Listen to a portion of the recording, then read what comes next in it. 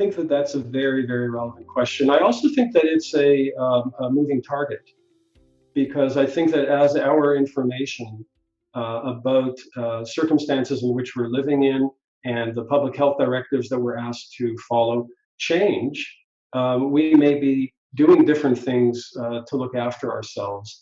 Initially, it might be related more to living in seclusion and isolation. As things start to perhaps lessen and restrictions lessen, it might be more around mitigating risk and making an analysis of things that we feel comfortable doing or not doing. So I think the first thing is to recognize it's a moving target. What worked 2 weeks ago feels like 2 years ago.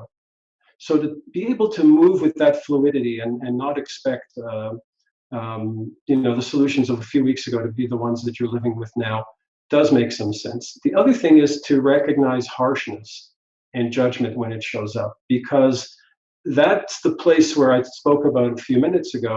In dealing with a situation, it starts to impact our view of ourselves. And really the best thing that we can do to take care of ourselves, and it may sound a cliche, is to be kind.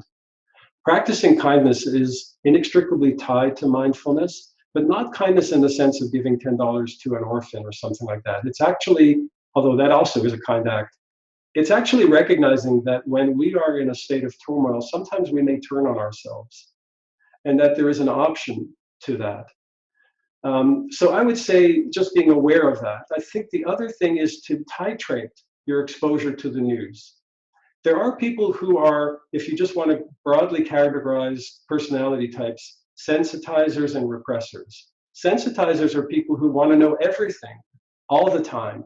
If they're going through surgery, they'd like to be awake and observe the surgical procedure. That helps them cope with their anxiety. Then there are people who are repressors, who really want to know very little.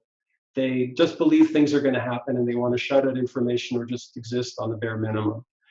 Figure out who you are and then titrate your exposure to the news. Because remember, the news has its own agenda and it's informative, but the density of novel information in any news day is very small compared to the coverage.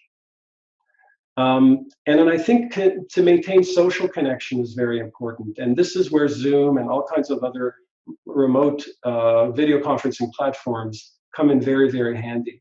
Even calling and speaking to people can be very helpful. And then the other thing is the return of the humble phone call, the telephone call, where people didn't really speak to each other, they would text each other. Telephone calls can be very powerful conveyors of social connection because of the additional cues that we have when we speak to people.